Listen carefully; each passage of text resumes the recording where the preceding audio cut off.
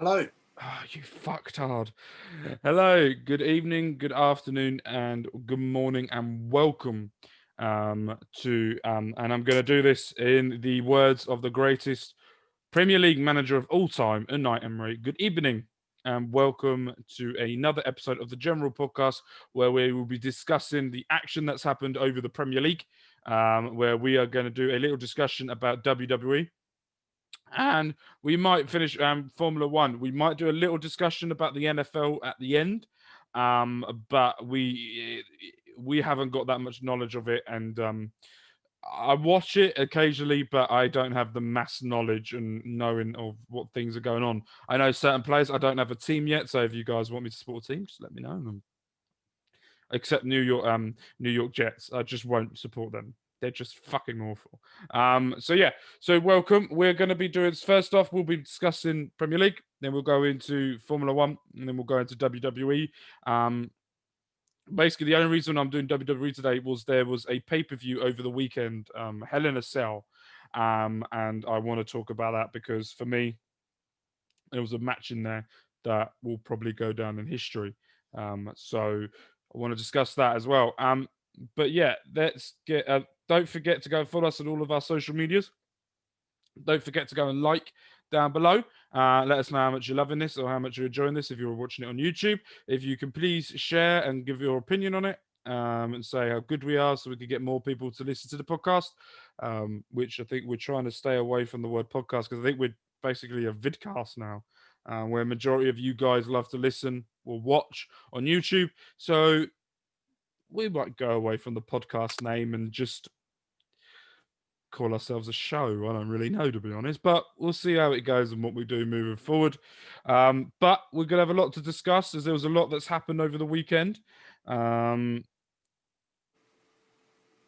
And then we'll go from there. Right, Ryan, how have you been? Anyways, you've been. Anyway, before I get into Ryan and ask him, I just remembered we released two podcasts already this week. On Monday, we released the predictions and the review of the Rotherham and coming up to the Blackburn game, which for you guys who were watching this on the Wednesday was yesterday. Which was Monday. Yesterday or Tuesday today, with you guys, we're recording this on the Tuesday. We recorded a podcast with the guest, which is Ryan Dilks, and he is from Second Tier Podcast. Basically, he come on to discuss a little bit about himself, about his thoughts on football. What he thinks and why he keeps predicting Reading to finish mid-table. So we went through a lot of the stats about I've compared to a lot of things, and we got his opinion on certain things as well. He's a really nice bloke, really good. He's an intelligent person as well. And it was good to sit down with him and sort of go through it. So that was out for you guys yesterday. Today that we're recording, yesterday. So yeah, right. Let's get into it, Mr. Ryan. How are you? I'm good, thanks. You? Yeah, I'm very, very good. Let's get into the first game of the Premiership that happened over the weekend. Leeds United versus Aston Villa. Patrick Bamford has decided that the Championship is not the league for him. He is Premier League player and he doesn't care about the Championship. What did you think about the game? Or the highlights or what you saw of it? Or what did you think about it? Surprised by the result. Mm. That's all I can really talk about. Didn't watch it. I know Leeds are a decent team, difficult to beat, but I really didn't expect them to go and put 3 past Villa. Especially Bamford. Especially Bamford, yeah. So last season, I'm going to say now he's still shit. Okay. So last season, in 45 games, he got 16 goals and 2 assists. In the Premier League this season, he's played 6, scored 6, got 1 goal and 1 assist. I watched his performance, and I didn't watch the game, but I watched the highlights and kept an eye on it and everything. His movement is not a striker. His movement is a number 9. Not a number 9 because that's a proper striker. A number 10 or a false 9 movement because he doesn't run behind the defense. He likes to drop short, play it a bit, might get into the box, but he loves to just have the ball at his feet. And I thought in the Championship, I didn't think he was very good, especially against Reading. He didn't do much and missed that opportunity after opportunity against us. But he seems to have gone to the Premier League, and Bielsa's always trusted him and has always liked Patrick Bamford, and I think he is. And I think we discussed this about the Reading team as well. I'm trying not to harp on too much about the Reading team, but he's very much a confidence player. If he has confidence, he scores. If he has no confidence, doesn't really do much. And I tweeted this the other day, is you look at that Aston Villa team, they spent over 100 million on that team in total in 2 seasons. That is, they spent 100 million in the first season. Over that, they spent nearly the same amount as I think Real Madrid paid for Hazard and one of other player, but they spent it on a number of players. But they've also spent, I think, around about 30-40 million this season. You compare that to Leeds, they spent, I think, 60-70 million in total this season. But they haven't brought players for players' sake. They've upgraded the players. You look at Rafinha, probably one of the best players that's outside of the PSG players in French football. They may not say a lot, but he is a very, very good player and a very good Brazilian. They also brought in Koch in defence, who's up their defence when they haven't got Liam Cooper anymore. They got Rodrigo, who's got mass experience in the Champions League and Spanish football as well. He's come in. He's up to another level. You look at Villa signings when they first come into the Premier League. They brought, I reckon, I don't know what you think, they brought players that were at the same level as what they had, but on more money. This season, they brought in players like Barkley, Emi Martinez, upgrade. Ollie Watkins, upgrade. Matt Cash from Nottingham Forest, massive upgrade, because Villa have always been bad at the right back position. They had the Scottish Cafu, but I didn't rate him at all, Alan Hutton. They've always had the probable back. Their right back position has always been a problem for them, I think. Left back's been fine because Matt Targett's quite a good left back for them. But what do you? It was everyone was talking about beforehand. Dean Smith needs to get more credit than Bielsa because of the 4 games that they went on and the 4 wins. Aston Villa need to be talked about in the top 10. I turned around after the game and during the game and I tweeted and said, not at all. So Bielsa has done it with a less budget, players that are still Championship players. I don't think that they've got they've got few, but they haven't got Premier League all over the place. No. They got a goalkeeper at the moment, if I'm right, is 20 years old, who's the youngest, might be one of the youngest goalkeepers in the league.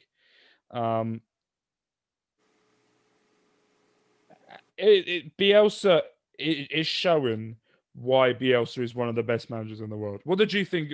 If you compare it, do you agree with what that is? What I'm saying, basically. Yeah. I still think Smith is a very good manager and does deserve a lot of credit for what he's done with Villa. I don't rate him. I do. The reason I don't rate him is they have a very good team on its own, so they should be in the Premier League. They pissed the money up the wall the first season, where the transfer policy of what he obviously wanted for players, absolutely shocking. I don't think the style of play is basically give it to Grealish. That's my opinion on Villa's style of play. It's give it to Grealish. But the thing is, it's give it to Grealish, but every team would give the ball to their best player. Like, go back to Reading again. When Swift is playing well, he's our main outlet. Villa have other good players as well, the likes of John McGinn, Ollie Watkins up front, Mings being a decent defender somehow, Martinez being comfortable at the back. Like you said, Matt Targett is a good left back. Matty Cash is a good right back. Mm-hmm. They've got good players all over the pitch, but their main outlet is Jack Grealish. Yeah. But it's utilising your best players. Like, you're not going to go to Liverpool and they're not going to look for Mo Salah.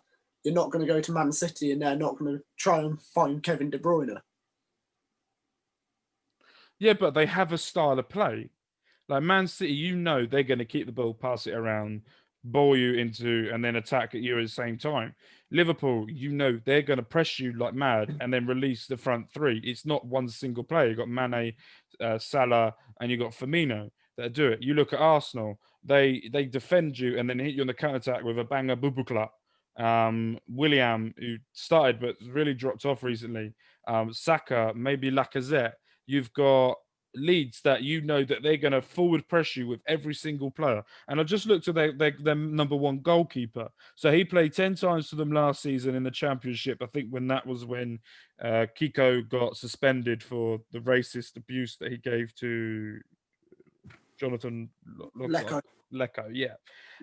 And he was on loan with them, but they signed him for 8 million and he's played every single Premier League minute for them this season. And he's 18. He's not 20, I lied. He's 18. So they got an 18-year-old in goal who I think pulled off some unbelievable saves against Villa. I could understand why people were saying Villa are good. And I think the link up between Grealish and Barkley was good.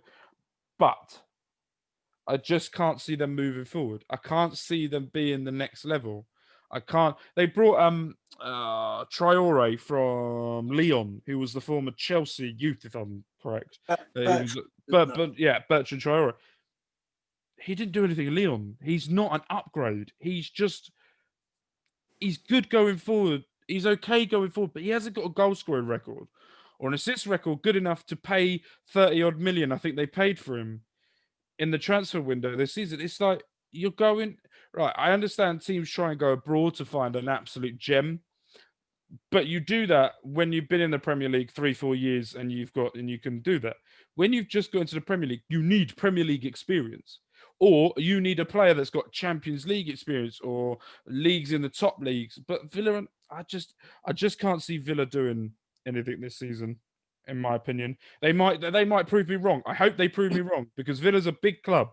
Me personally, I don't really rate them, but Villa worldwide is known as one of the biggest clubs because of the Champions League history and because of they've got the history to be up there.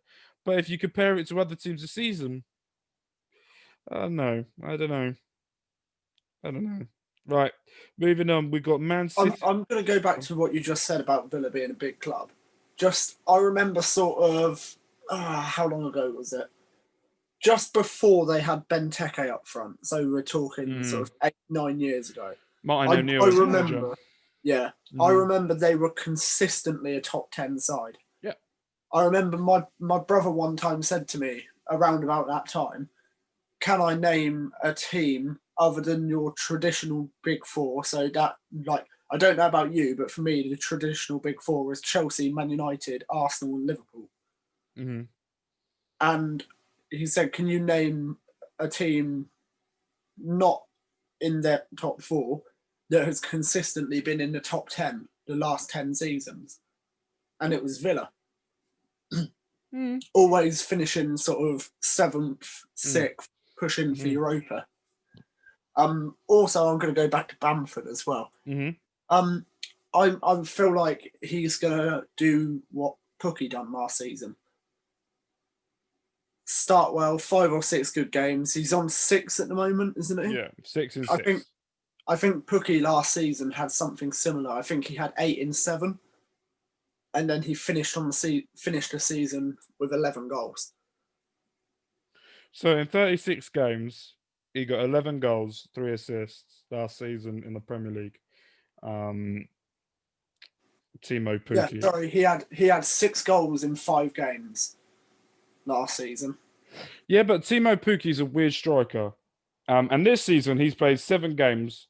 He's got 2 goals in the Championship, which, if you look at the season before that, which I'm trying to find, if you look at the season before that, he had an absolute ridiculous record in the Championship the season before. I think that there's a different style. There's a different style between Pukki and Bamford. Bamford will always be in the squad, and they will always have goals and attacking goals. Season before, He had 29 league goals in 43 league games and 10 assists. Yeah.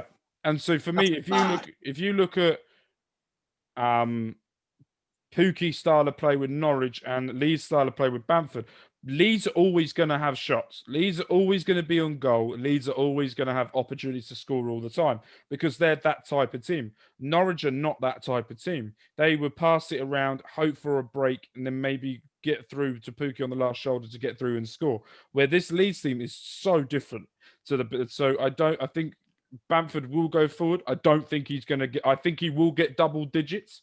But I don't think he'll be in the top 5 old goal scorers because I think it will become a team thing that Leeds always do. But if Bamford does it and he's scoring, let him score. Carry on. If he gets an England call up, give him an England call up if he carries on scoring. If we get as many strikers in the English game that we're having a headache over who needs to be starting, at the moment we've got Calvert-Lewin, we've got Danny Ings, Callum Wilson, who's scoring for Newcastle. We've got Patrick Bamford scoring there as well. Any other strikers are missing that's English that's scoring? Calvert-Lewin, Danny Ings. Yeah, said that. Harry Kane. If we've got 5 or 6 strikers, the Euros next season, we could take them all and just shove them all up front and we'll fucking smash everyone.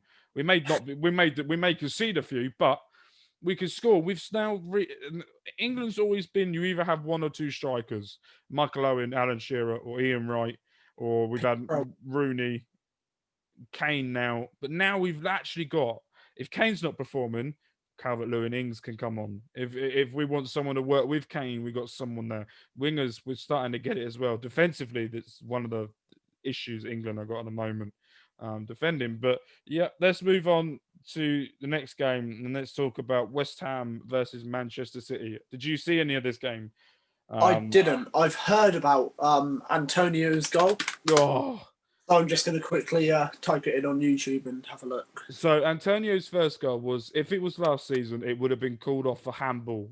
So there was one phase of play, it hit the West Ham player's hand. But because of the new rule and the VAR, that was the first phase of play, not the second where the goal was. Where it went out, it then got done around, it got crossed back in, and basically Antonio's done a bicycle kick with the defender on him.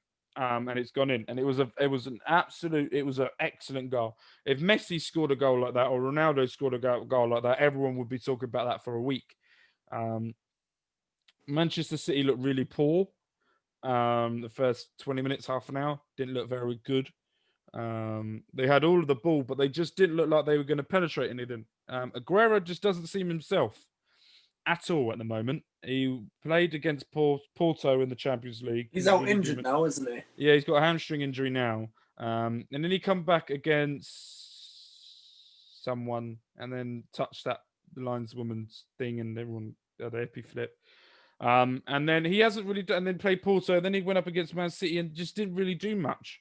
And then at halftime they took, I can't remember who they took someone off and put Phil Foden on. And I tell you what, Foden was absolutely tremendous. He was absolutely, you could see that he's been working a lot with David Silva and Kevin De Bruyne, because his movements was just exactly the type of movements Silva would make, or the type of movements that De Bruyne would make if he was in the team. And Foden's becoming one of those players where if he gets his head sorted and gets his personal and doesn't become a dick like Grealish, then I can see him easily starting for England. Easily. Being one of the creative players in the England team. And then they come on and did absolute wonders. And City's second half looked like they should have scored at least 2 or 3. De Bruyne had come on the second half and he didn't really do a lot, but you always need a De Bruyne presence to try and push you forward as well. He may not do a lot, but knowing that there's a player of De Bruyne's quality on the pitch, yeah, the opposition will start making mistakes because they know what type of player he is.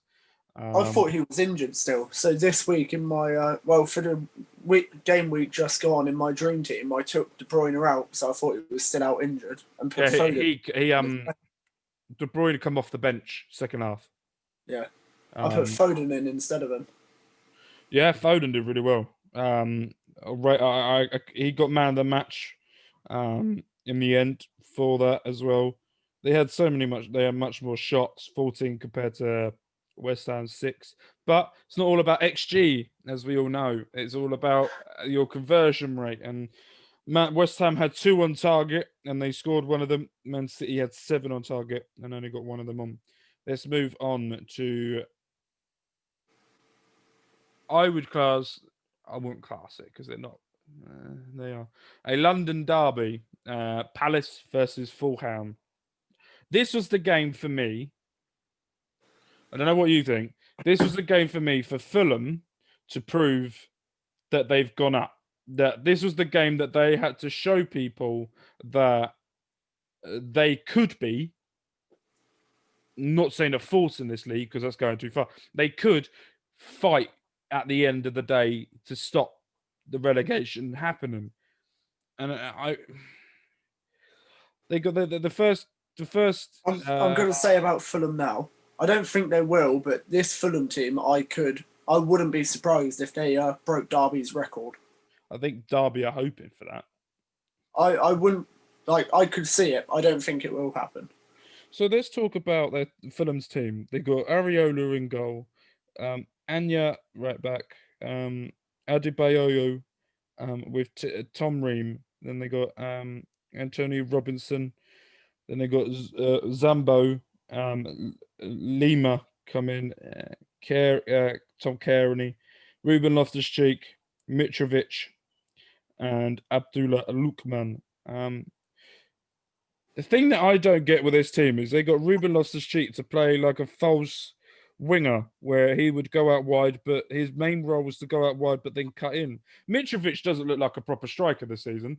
I don't know what's going on with Mitrovic, but he's the only proper striker they've got. Let's look on their bench. To me, there's no player on that bench apart from maybe Bobby Reed. Maybe might be the only one that stands out to me that could do something. But Lookman looks like the only player when I watched the game that actually is trying to do something for Fulham. And I think this game was a test for Palace as well, if they can beat these type of teams. Because Palace, we know, can always give the top 6, top 7 a run for their money. Always a hard game when they play them. But when they play against teams in the lower... Last team to win at Anfield, weren't they? Yep. 2016, if I'm right. 17, I think it was. All right. But they always do well against lower teams, but they never do well against the top teams. And for me, this was one of those where if you looked at this Crystal Palace team, they had Klein starting at right back, Kite, whatever his fucking name is, Cater, whatever his fucking name is, the former West Ham CDM, Scott Dan, Mitchell, Townsend, Milivojevic, Ridewald, Schlupp, Batshuayi, Zaha. So they're playing a traditional 4-4-2. And I saw Scott Parker after the game, and I like Scott Parker as a manager. I think he's a very good manager, and I think he will go on moving forward. And he said the thing that Fulham players need to learn and what they're doing in training, but they're not doing in a match, is when someone's setting up 2 blocks. If you don't understand what 2 blocks are, is basically when you've got the back 4 and the midfield, literally like this, and there's no way in between them. And he's saying when they've got 2 blocks, our players don't know a way of getting through that. So what do you have to do? Make long shots or try different passes, make runs. And he goes, we're trying that in training, but then when it goes to a match situation, it's not computer. Mitrovic, you need to get a ball in the air to his head or get it over the top so he can use his skill. And they went down to 10 men, which was, for me, rightly so. It was a red card on Eze, who can't get in the team at the moment because of Schlupp playing so well. It's an interesting time to be a Palace fan because they look like a team that could maybe... You look at their strikers, Zaha, Batshuayi, and then you've got Eze. It looks like a absolute... They could be very, very dangerous. But then I've rated Palace for quite a long time. I really think... Like, I always give my mates stick for saying it, but I think they need a new manager. Oh, yeah. I think if they set up with more attacking intent, they could be pushing for Europe. So when I was And talking, I think they're in a position now where they should be pushing for Europe. so when I was talking to Hopkins, likes to curl one, when he come onto the podcast and we spoke to him, what he said was, as I said to him, right, if Roy Hodgson leaves because he's getting on a bit now, who would you have to come in to? He goes, Crystal Palace has now found a set play. You can't look at what Frank de Boer did when he come in. They wanted to try and play a different style, and he didn't win in his first 6 games at all and lost them all. Then they brought Roy Hodgson in, who changed us and got us to the style of play Palace is known for, which is defend, but going forward, long balls, and get the big man and do that. He said the manager that he would like to have is Sean Dyche. He goes, Yeah. if you look at Sean Dyche with Burnley, no money. I haven't got any money whatsoever. He deals with what he gets given. I know a lot of Palace fans. You give Dyche money and you give him bigger club. Let's be fair. Burnley's not a massive club. They never sell out unless there's a big club and don't even sell out there. Where Palace is probably a much bigger club. Talking of revenue streams, talking fan base and everything like that. It's no disrespect to Burnley, but this is what it is. And I reckon if Roy Hodgson does go and Dyche does come in, I can easily see Palace being top 10, top 8 if they keep Eze, Zaha, Batshuayi. I know as well. Another one. Oh, what was it? No, carry on. I forgot what I was going to say. No, let's just be fun. Right, let's go on to the most boring game that happened over the weekend: Manchester United versus Chelsea. They kicked off. They stopped for 15 minutes in the middle, and then they finished. Next. Yeah. Chelsea should have got a penalty with Harry Maguire giving a cuddle to Azpilicueta. But Lindelof got man of the match, and Harry Maguire seemed to be, apart from that one incident, he seemed to have played really well. They couldn't get past him. Bruno Fernandes then couldn't get past Chelsea. I'll tell you what, I want to know his name. I think I know his name, but I want to make sure I get it correct. Is it Edouard Mendy, Chelsea goalkeeper? Yeah. I'll tell you what, I reckon, I'm going to say this now, out of all the Chelsea signings they've made this summer, he is going to be the best signing they made. He pulled off, I reckon, 4. He did one boo-boo in the first half where he nearly kicked into his own goal, which was a bit fucking scary if you're a Chelsea man. The thing is as well, Chelsea have had Kipper in goal for the last 3 years. They're used to shit like that. Yeah, but he made one mistake, and then after that mistake, he was like, I'm never doing that again. He'd never tried it again. He never even attempted it again. He pulled off his saves that he needed to save, and he did very well. Donny van Beek, I just don't understand why they're not playing him. I get what Courtney said yesterday, or for you guys on Monday, on the podcast. Why are they not playing? They played Daniel James, but they never played Donny van der Beek. But they played Daniel James. Yeah, he may not be that type of player that comes off the wing, but you can definitely have a false 2 central attacking midfielders. One does one side, another does another side. That's what Reading do. Yeah, and Swift, Ajaria, and Lees. It just makes no sense why they're playing. Daniel James hasn't done anything in 2 years. He's the most expensive not the most expensive Welshman, the most expensive Welsh flop I've seen in a very, very long time. 30 million, I think it was in total, 20 million in total. He's done nothing. He's got pace. It's about fucking it. Rashford, I can't, and I want to take a time to appreciate Rashford at the moment. What he's doing off the pitch, what he's doing on the pitch as well. Rashford looks like Man United's best player this season so far. Not only that, he's doing absolute wonders off the pitch as well. People can criticize him saying he's doing something, he's trying to shed light on things that shouldn't be done and doesn't deserve an MBE for that bollocks. You tell me any other people in the world that's doing what he's doing. He's getting recognition from people around the world for his fight, and he's making. We will not talk about politics on here, on this podcast. We will never do a politics because everyone has their opinion, and I say never. At some point, I probably will. But at the moment, this is not a political podcast. This is not something we do. I, for one, was a person who voted for Boris.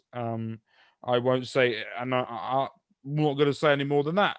But the government have fucked up so much because of kids and what he's doing. And for Rashford to make the government look like utter bellends by what he's doing, it just shows what absolute wonders he's doing. Yeah. Let's move on to Liverpool versus Sheffield United.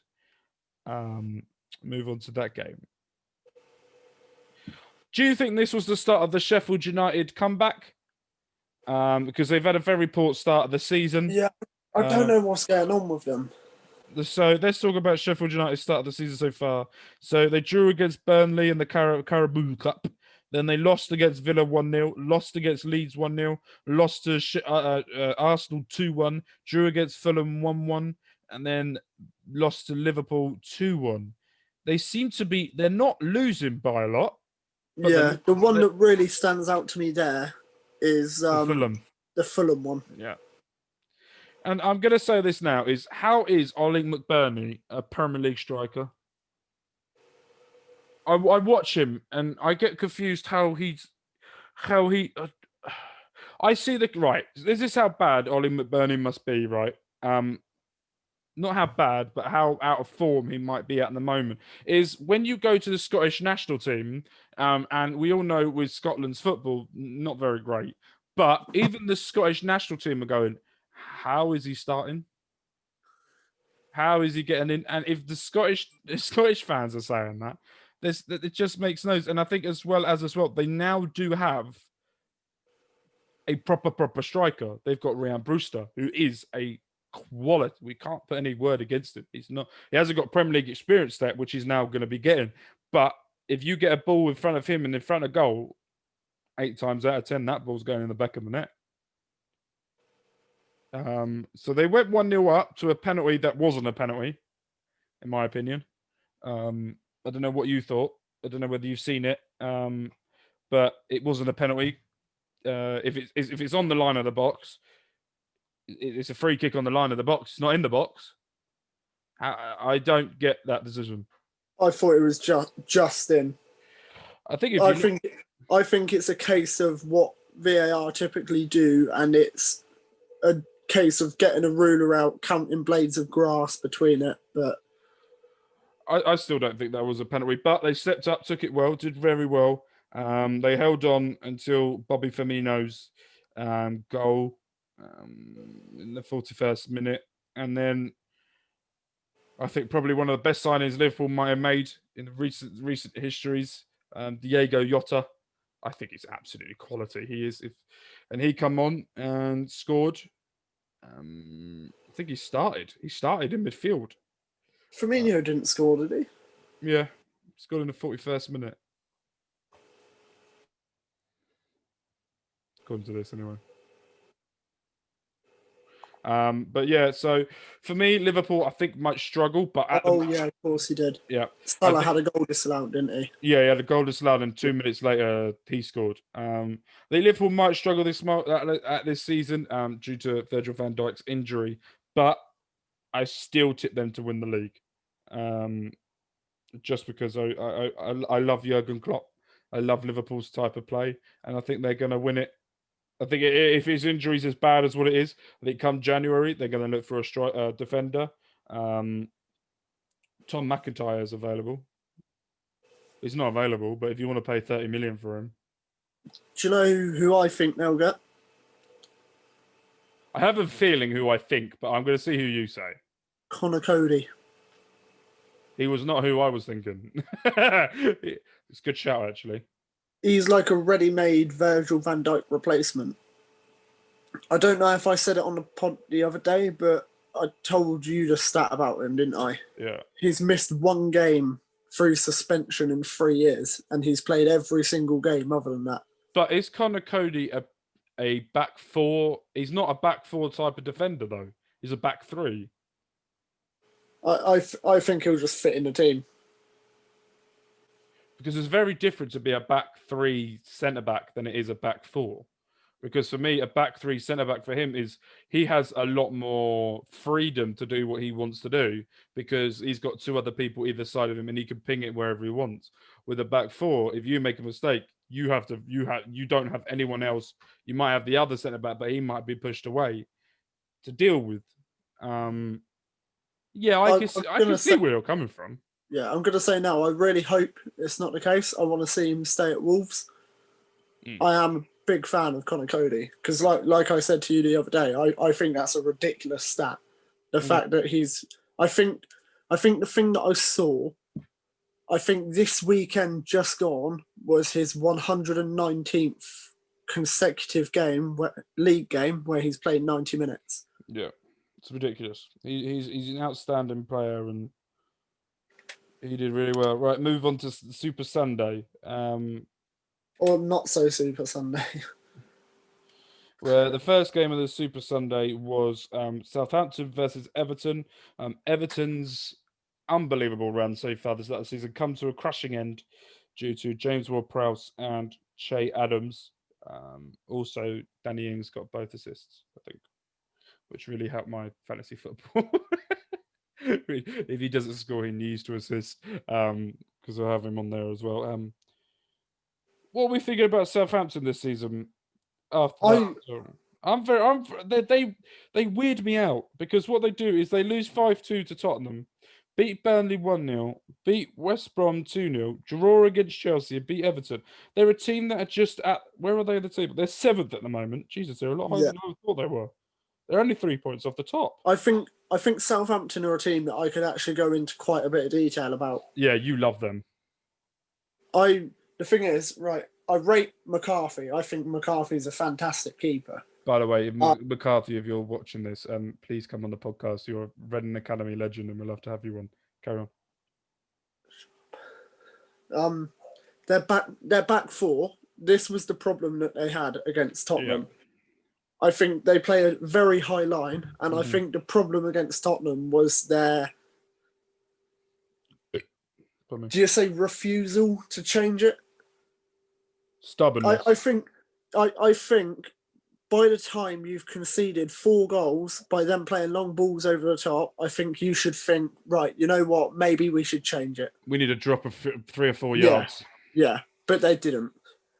No. But I think going forward, they have a very, very underrated attack. I am a massive fan of James Ward-Prowse. Have been for 4 or 5 years. I've rated him.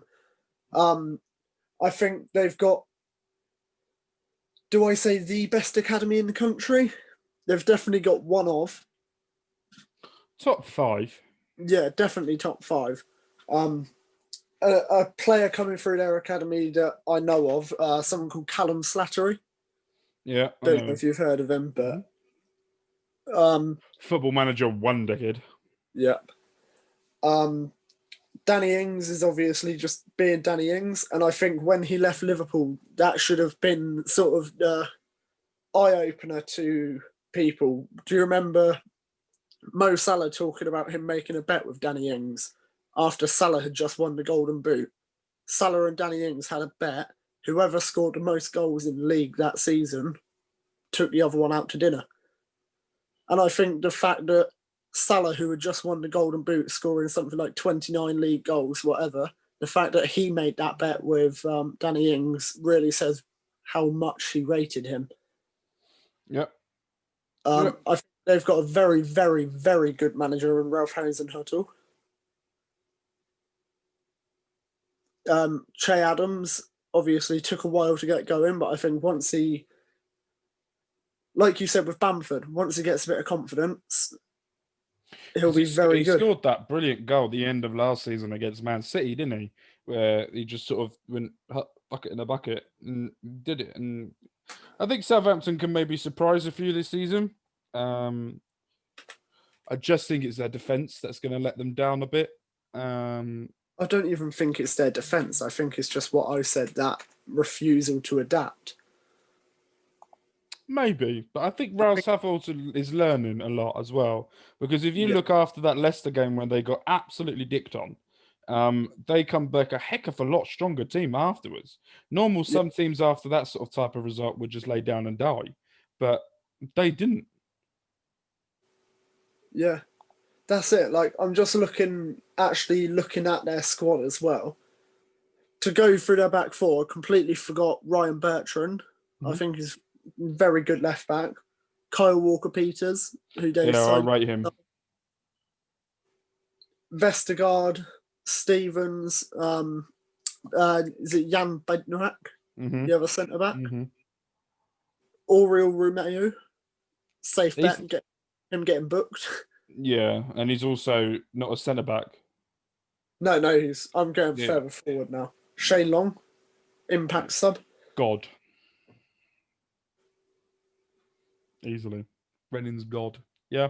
Yeah, and I reckon there could be a surprise package. Talking about a surprise package so far this season. And Walcott. Yeah, he's back there now, isn't he? Well, I'm quite happy he's gone back. It's one of those fairy tale stories I'm really like, oh, yeah, go on. Oh, go on. Talking of surprise packages that could happen this season, Wolves had a game against Newcastle, which for me was probably one of the most boring 1-1s I've ever come across. At one point, Newcastle had 6 wingers on the pitch. Or was it 5 wingers? They had no centre midfielders because they were injured. So they had to then. So Ryan Fraser at one point was playing centre mid. Jacob Murphy, I think, was playing a wing back role. Alex I think he plays that role for him anyway. Probably. Because they had Matt Ritchie that played wing back for a bit. Yeah. I don't think he's a wing back at all. No, but he's a quality player. I like Matt Ritchie. I absolutely rate him. He's so passionate about football as well. He's even brilliant. And then Raul Jimenez scored an absolute thunder bastard of a goal. And then in the 89th minute, Newcastle had a free kick. Rui Patricio did not have his finest moment, where one, he did the wall wrong, which left a gap for Jacob Murphy to take the free kick. Not only that, there was an interview after the game, and Jacob Murphy said the one thing we learnt and worked about in training was, it goes, the night before I studied the keeper, and what I learnt is he struggles with low and hard shots. So when I had my free kick, I just smacked it low and hard, bent it around and went low. And I went, do you know what? I respect people like that who are just doing something, just learn it. Saw the wall wasn't correctly done. Rui Patricio's fault and got a draw. But at the moment, Wolves are 9th with 10 points, 3 points off top, 2 points off a Champions League spot. Newcastle are 14th on 8 points. Bloody hell. I'm looking at league table as well, and I just see City in 13th, Man United 15th. Burnley 18th. Yeah, I'm not too surprised about that one. Newcastle are 7 points off the relegation zone, but they are 6 points off a Champions League spot. This has been one of the closest starts to the Premier League season I've seen in a very long time. Wait, they're 5 points off top. Newcastle. Shit, my maths is off. Yeah, they are 5 points off top.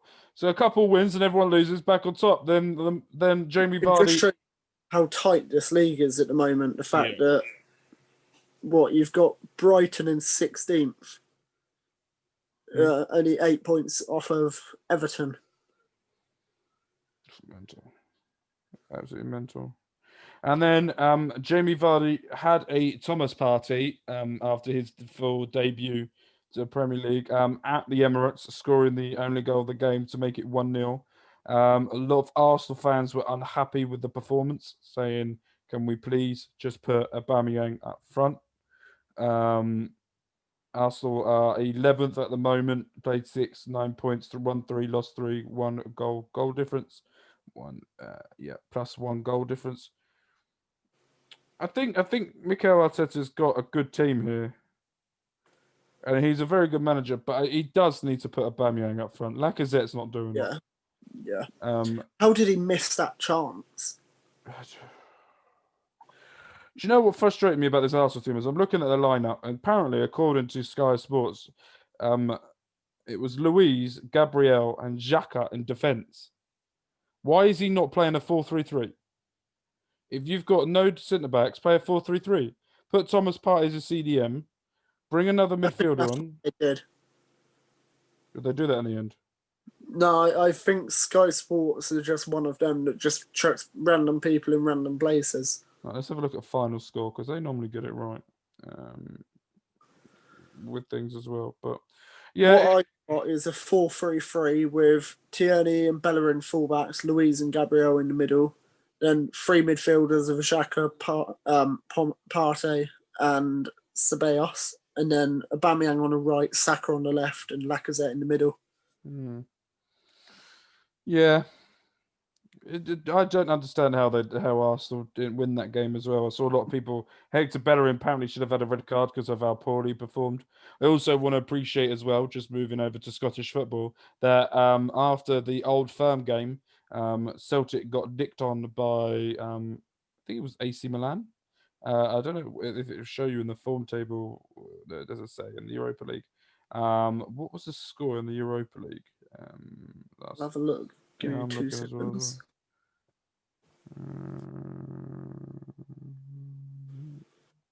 They drew 3-3 with Aberdeen. They lost 3-1 to AC Milan. They lost 3-1. I think Ibrahimovic got a goal there as well. No, he didn't. He starred. He got assists, I think. Just check it because I saw Ibrahimovic starred. Apparently, doesn't say anything about Ibrahimovic at all. But anyway, yeah, no, they got 3-1 and then they drew 3-3 and Celtic won again. Rangers won again on the weekend, where they beat. Who the fuck did they beat? Livingston 2-0.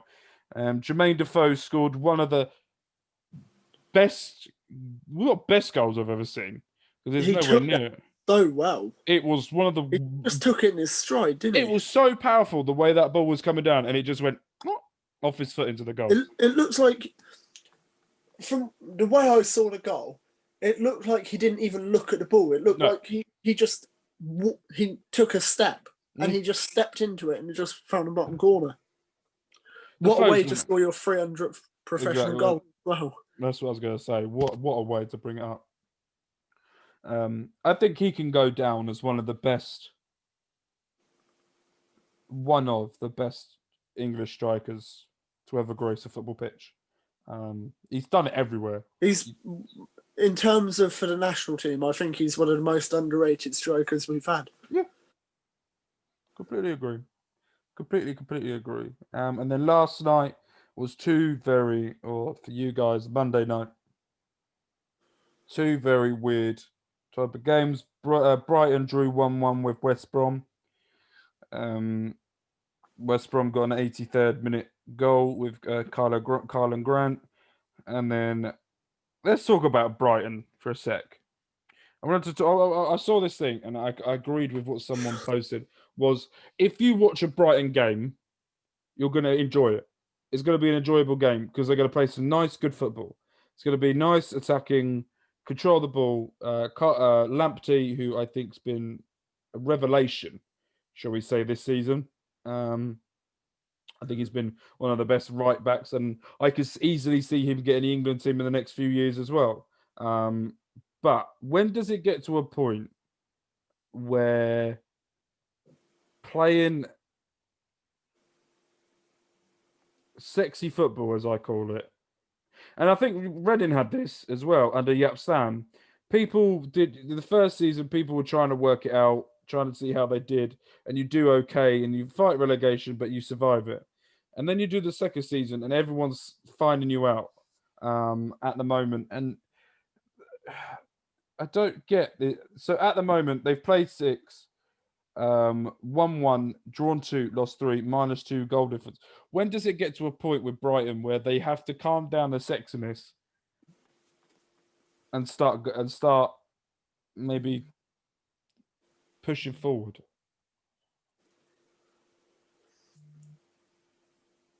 I don't know what it is with Brighton as well. Like I rate them highly. I'm a big fan of their defense.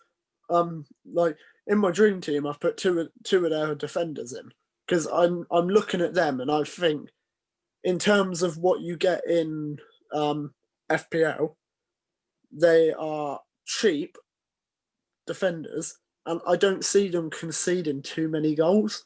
So let's talk about their form, about their defence. So they played Man United in the league, lost 3-2. Played them a cup, lost 3-0, but we don't. Then they played Brighton. 2 all time, let's say. They played Everton and lost 4-2. Played Crystal Palace, drew 1-1. Played West Brom, drew 1-1. Is it their defence that's the problem because they're scoring? That's what I mean. They're confusing because I don't know what it is. They got Ben White, who I rate really, really highly. Lamptey, who I rate a lot. Dan Burn. Big Dan Burn. I rate that Matthew Ryan they have in goal as well. He's so consistent. Valencia, didn't they? Yeah, he's the Australian international. They got Veltman, who they brought this season as well. Quality player. One of the bargains of the summer, I think that was as well. Absolutely. So the thing, West Brom also really annoying me as well because they have a good team. They have good players like Pereira and Ding. I can't ever say his name. Is it Digninga? Grady Diangana. Diangana, is that how you say it? Diangana. Right. They got Pereira and Diangana. Then they've got Sam Gallagher, who's quality on the ball, good going forward as well. But then you look at their defence. In their defence, they have Branislav Ivanovic. Whoever possessed someone to bring Branislav Ivanovic, who I think must be about 45 now, and Sami Aya, who I think at the same time is a centre defensive mid with Connor Townsend. And I look at their bench and I just go, right, West Brom have been very well known for being a very good, very yo-yo club. Too good for the Championship, not good enough for the Premier League. You would think if they went to the Premier League this season and they were going to go forward, look at what Leeds did. Look at what who else got promoted? Okay, don't talk about Fulham. Look at Wolves, what they did. Look at some of the teams. You've got to spend a bit. Brighton as well. They're consistently in there as well. I just don't understand Fulham's mentality this season at all. I don't get it. I think they needed to be away from Fulham, but they're just going to be exactly the same with Fulham, I think. I just don't get it. I don't understand it. And then Tottenham went up against Burnley with Son getting the winning goal. Before we talk about any of that, did you see the video of Son after he scored? When he asked Harry Kane, did you get the assist? Yeah. Yeah, I saw that. I'm not going to lie, I saw that 3 minutes before we started recording. I'm not going to lie. I saw that 3 minutes before we started recording this. I saw someone say that Tottenham's attack and this team could bring them the first Premier League title. No, definitely not. I was looking at it and I was thinking, right, I was thinking about this. Attack-wise, yes, Gareth Bale, Son, Kane, Vinicius Jr., who they got on loan for Benfica, but will pay for him next season. Quality striker he is. It's not Vinicius Jr. No, what's his name? Celsius Vincius, whatever his fucking name was. Yeah. The big Brazilian who used to be a defender until he moved to Portugal, and then they made him a striker, and they just absolutely bagged it in Portugal. BTEC Denzel Gravenberch. Yeah, and there's that whole player as well that used to be a goalkeeper, but is now a striker. I can't remember his name. He come on against Reading. He's a big bloke as well. Can't remember his name. But he used to be a goalkeeper or a defender, and now he's a striker. It's weird. And then I look at their defense, and I go, Lloris, yeah, good goalkeeper, very good.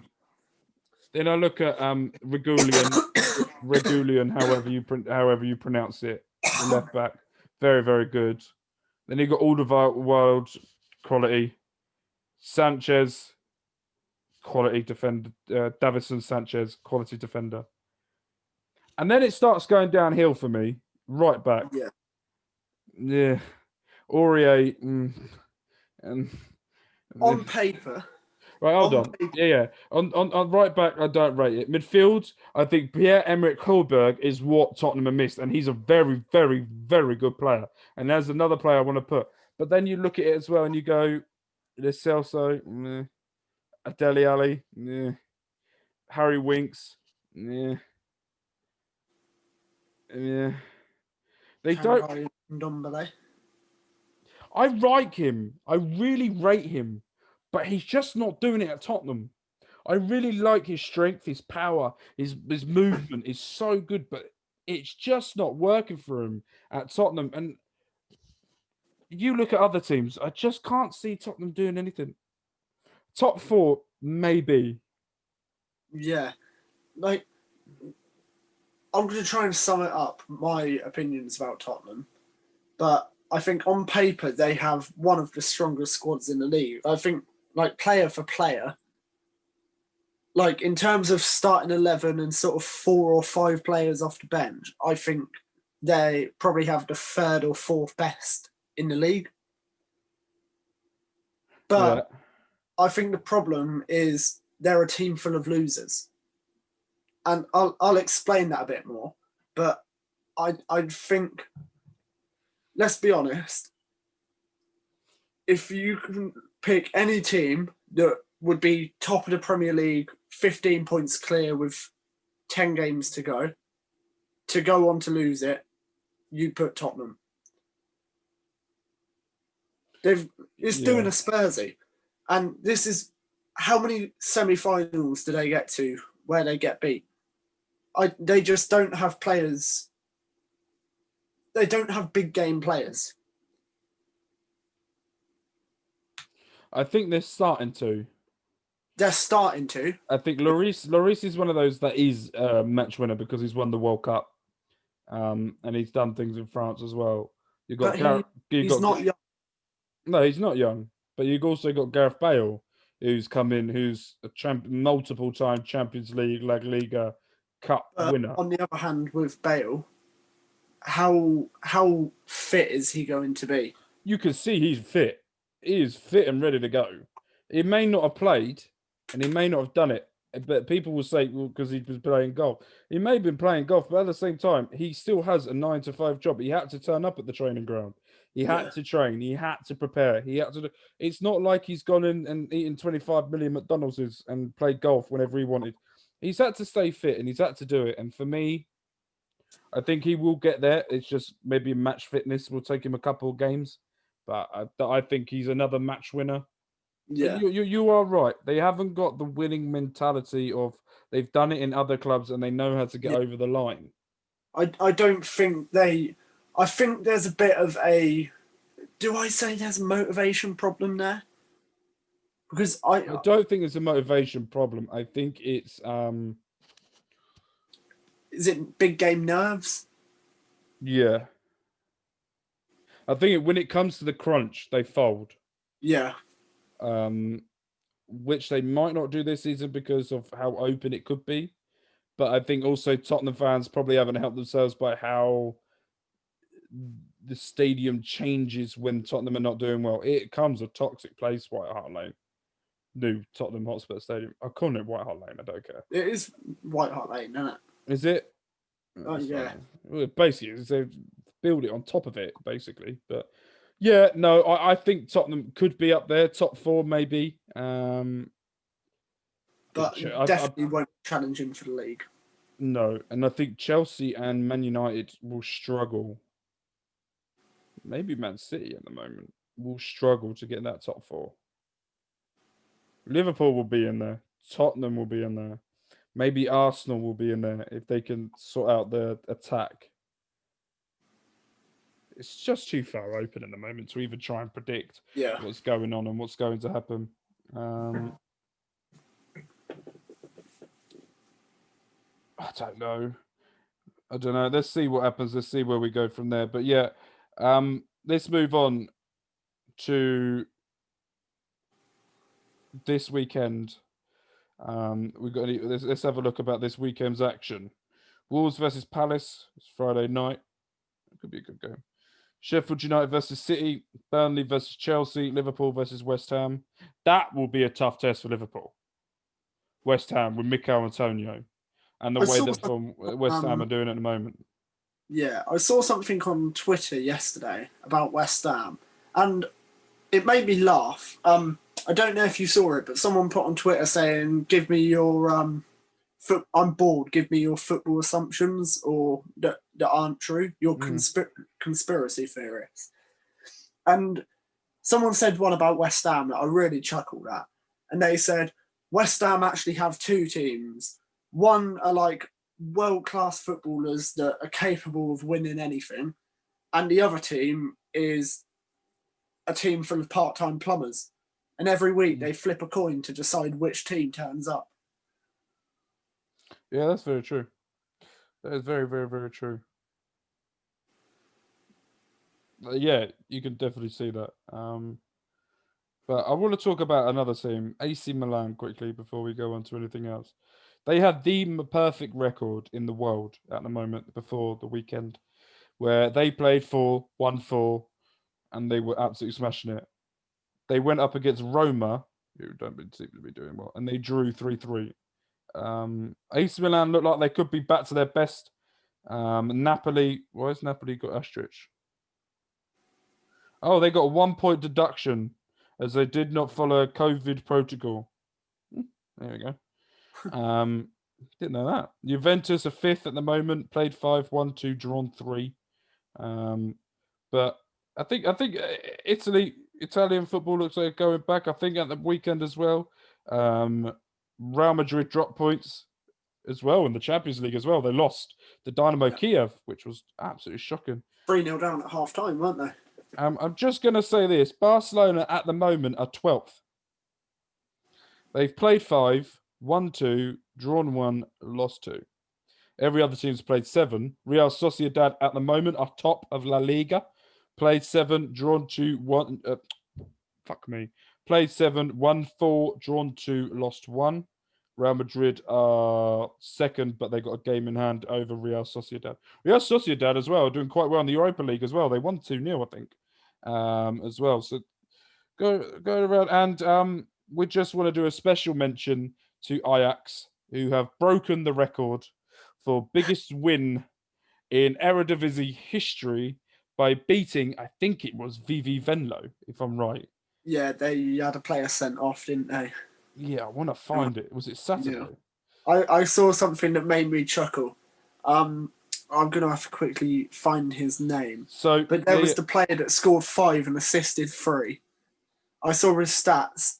He scored 5, assisted 3, made like 8 key passes, an 84% pass success rate, and then the who scored, whatever it's called, the one that did the match rating. It looks like they gave him a 9.9 match rating.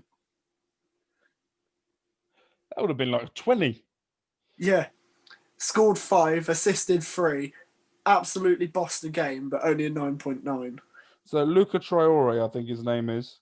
Yeah. He got 5, got 3 assists. Tadic got a goal, got 1 goal. He got subbed off at half time.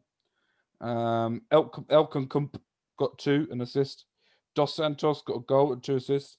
Gravenberch got an assist. Davy Clarkson, who's made his way back to Ajax, which I'm happy for him, after his poor start at Everton, and he went to Wolfsburg and did okay at.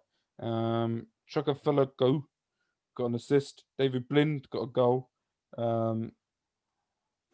Just Klaas-Jan Huntelaar got 2.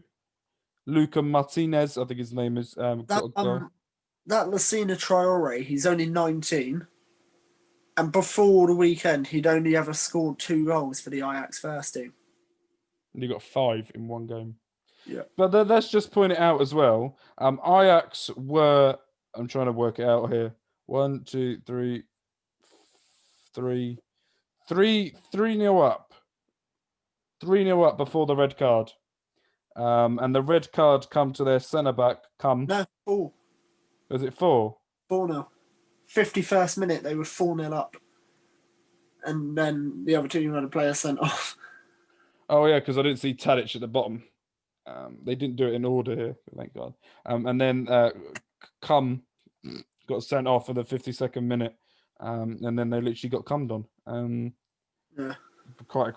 They got Could Bukaki. you imagine being that player that's been sent off in the dressing room? Is like, 4-0, you're expecting, see the game out, maybe concede a couple more. How many come into the changing room not watching the game? How many did you concede when I went off then? Just another 9. No, a 9. That's about it. It's fine. I want to talk about French football just for a sec. PSG are top of the league, but not by a lot. They're on the same points as Lille. Rennes are 3 points behind. Marseille are 3 points behind. Interesting. Lille look like Lille are okay. I'm gonna make a bold statement here. Lille are the Brentford of the French league, where they bring through excellent players, sell them off for millions, and don't really do much. Like you look at Lille, they had that Rafinha, they've had Pepe, but they've had so many players come through their Eden account. Hazard. Yeah, I forgot about him. I don't know you forget about him, but he hasn't done anything, has he, in about 2 years since he left Chelsea? But I reckon it could be. I say it's going to be a tough test, but I've just seen the goal difference, and PSG after 8 games have a plus 17 goal difference. Lille have a plus 11.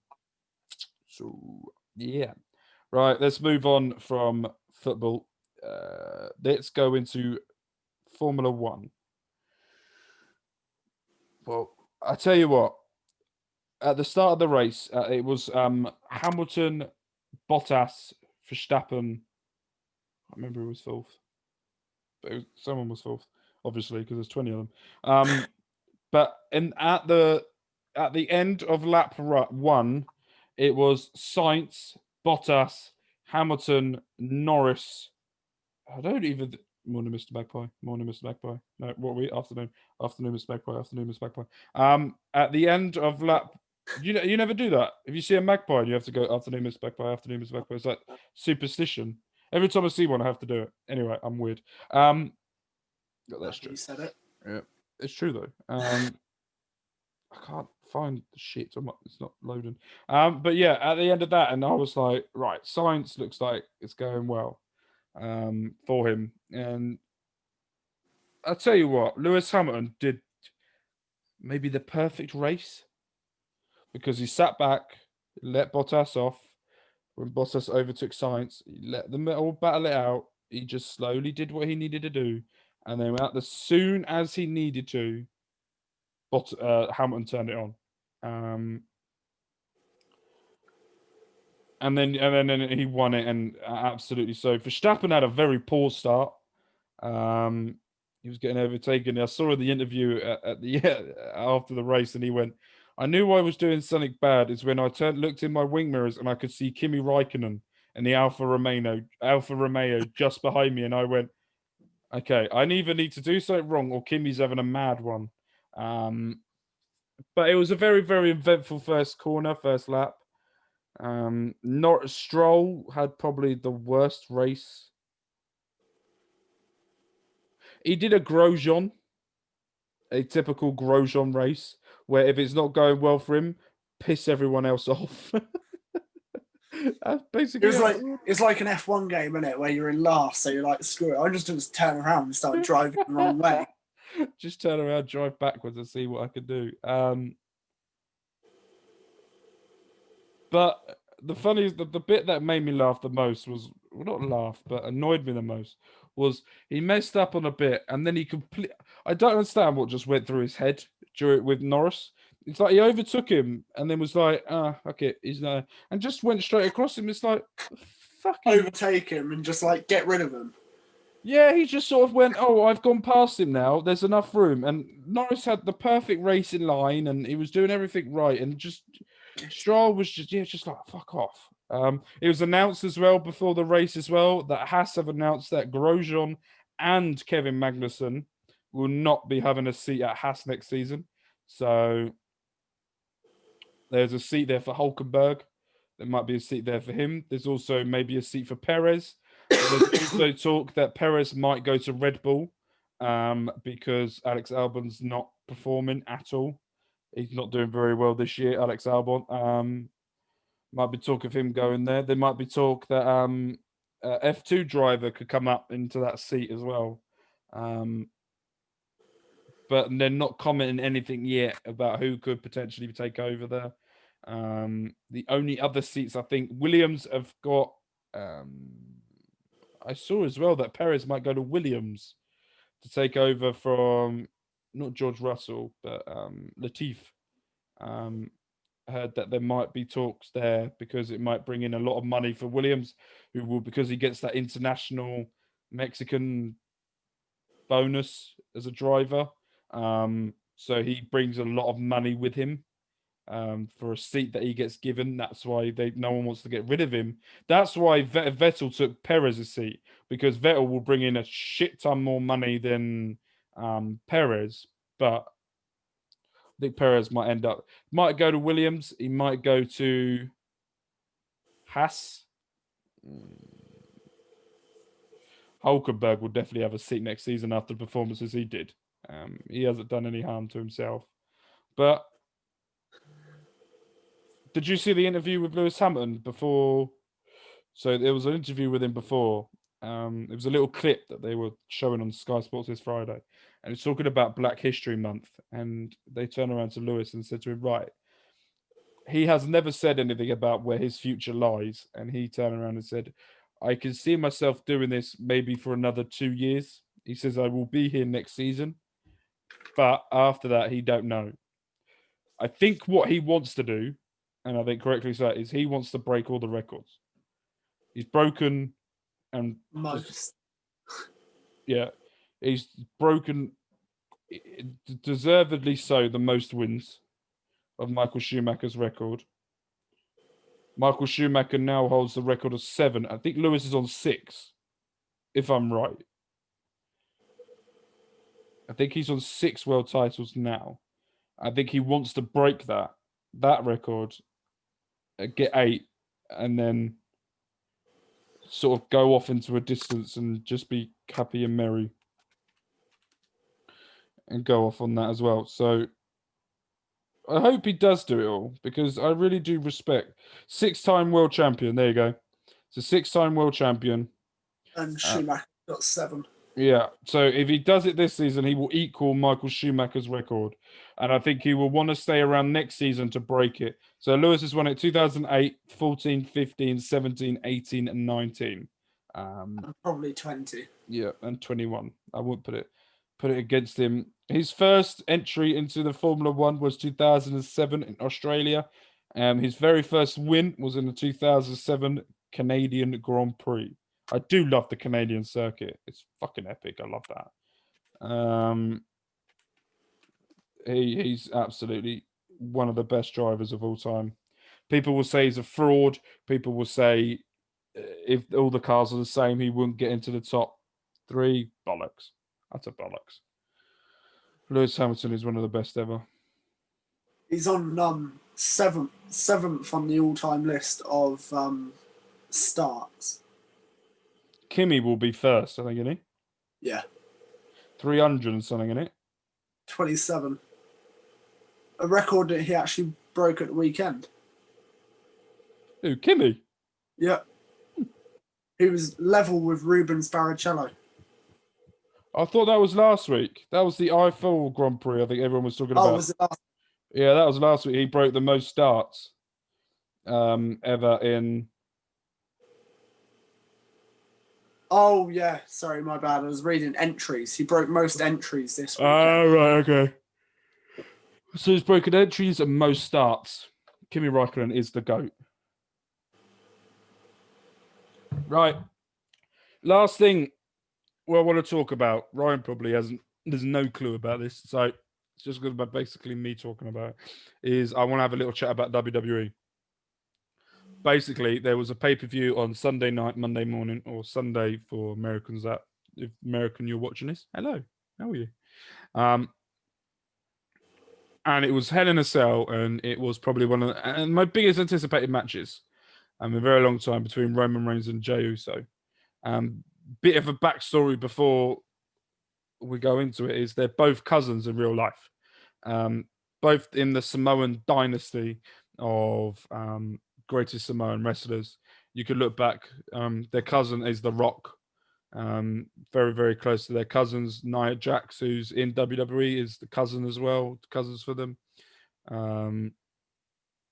Samoan Rocky Maivia, who The Rock's dad, is probably one of the greatest of all time.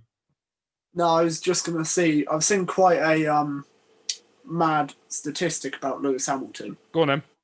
So, 262 race entries. He's got a win percentage of 35.1%. Jesus.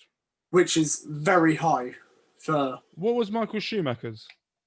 Michael Schumacher's 29.55.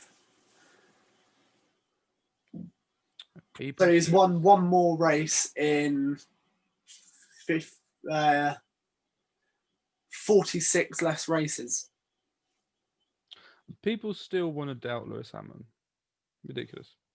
Because, yeah, so getting back onto WWE quickly, was one of the biggest anticipated matches, and I was excited to see this because I thought it'd be good. I thought it'd be very, very good, and I thought it would be interesting to see how Jey Uso does on his own in a singles proper Hell in a Cell. It's good to see how Roman Reigns really does as a heel, and to see how he can really pull it off. And I started watching the match, and I was like, this is going to be violent. And it started to get very violent, and it started going there. Then Roman Reigns took over, and there was one point where he absolutely annihilated Jey Uso, and he just the only way to give up was an I quit Hell in a Cell match. So the only way that they can give up is by saying I quit, and whoever lost would be banished from the Samoan dynasty family, and they would never be able to go to all that sort of type of stuff. And it got to a point in the match where Roman Reigns has destroyed they've had to bring referees in to try and stop it because Jey Uso was not giving up. And there was a point where his brother Jimmy come in and sat with Jey and was talking to him and saying, what's wrong? And Roman Reigns stood there, and that's the first time I've seen a wrestler with proper emotions in their face, where they felt sorry for what they were doing. Well, they did. It was a proper emotional storytelling moment where you could just tell that Roman Reigns felt bad. And it's like, okay, this is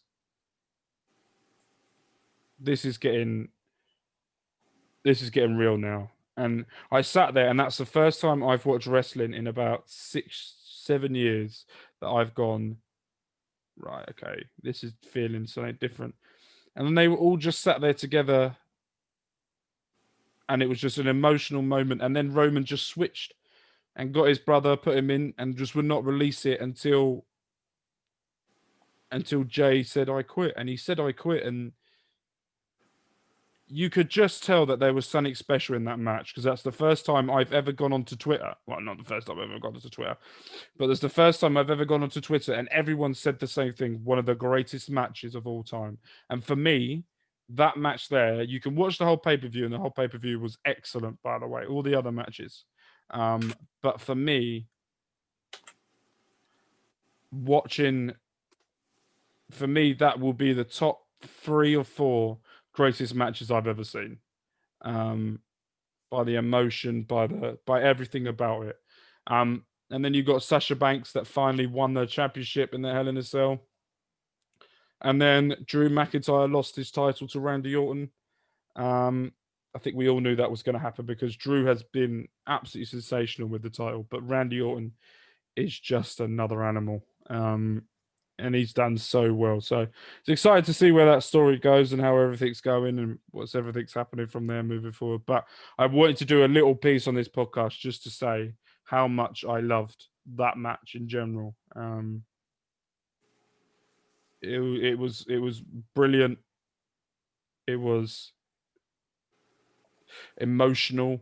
And if anyone that doesn't watch wrestling or doesn't like wrestling, I would just say, please go and watch that match. Go and watch it.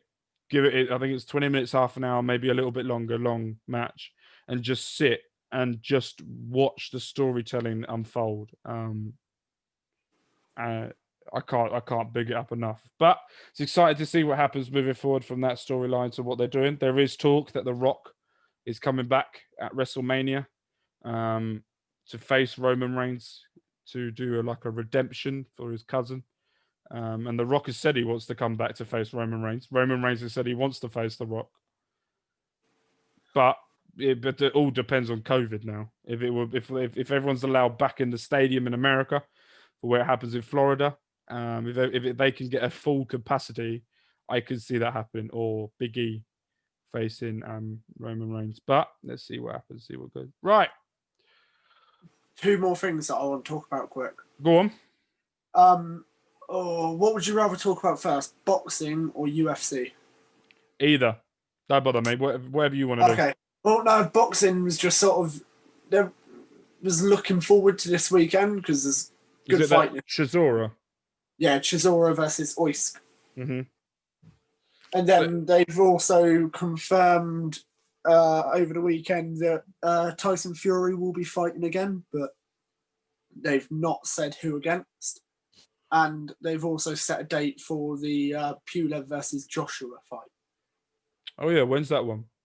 Oh, I can't remember the exact date. I'll have a look while you do that as well. Check. But I saw Chisora... Didn't Chisora get knocked out by Ulek? Was it the last fight? No, it was Dylan White. 12th of December. And that was White against Pulev, wasn't it? So how do you think this fight's going to go then, this weekend? Ice is dangerous. It will be a very good fight. That's all I'm going to say now. Okay, if you had to do a prediction, what's your prediction? It's too close to call for me. But I think, for me, I think Ice will just go. Yeah? Yeah. Knockout or points?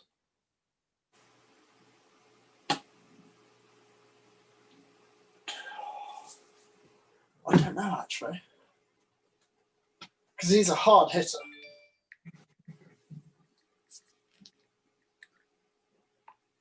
He's a hard hitter, but he's also quite recently made the step up in weight.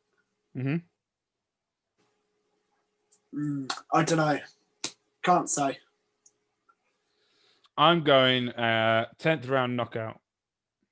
For Usyk. Chisora will get knocked out in the 10th round. Okay, and then the one that we can actually talk about properly. Did you see the UFC at the weekend? I didn't watch it, but I've seen the highlights and I've seen what happened. Okay. Did you see the interview after the game with Justin, however you say his last name? Mm-hmm. Where I haven't seen his one. Oh no! So he asked. So there was a moment at the end where he's gone up to Khabib, and they asked him what he said, and he just said, "I just went up to him and said, I've not had a chance to say it, but I'm really sorry about the passing of your dad, but you've made him proud." And that powerful stuff like that in sport.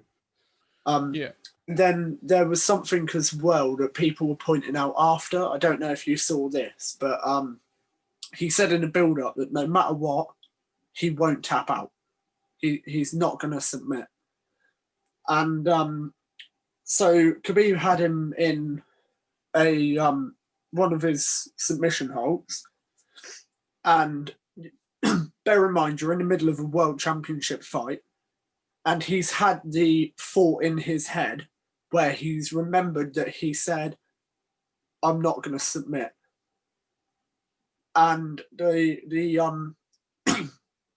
the hold he had him in, the only way of actually finishing it would be to snap his arm.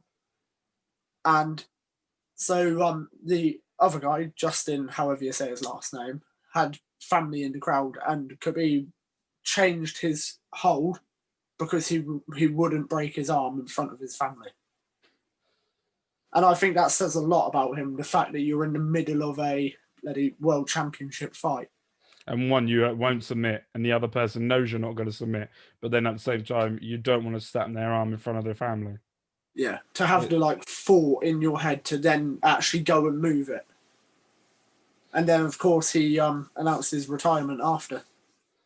Yeah, and I think it's thoroughly deserved. He can go off with his head held high. He is the best pound for pound UFC fighter of all time. Not only that, I think he said as well that he spoke to his mum. He said to his mum, "I don't want to do this. I'm not doing this anymore." And he wants to go and be with his mum during this tough time and everything as well. And I completely understand where he's going from. And it's a bit of a shock because I think it was a bit of a shock to everyone. They didn't think that this was going to happen. No one knew. Not of his trainer knew that he was going to retire at the end of the fight either. And to come out and keep that to not only to keep that to yourself, that you're going to do that, and not only that, to go out and still win with everything that went on as well. That just shows mentally he's probably one of the best pound for pound fighters in the world.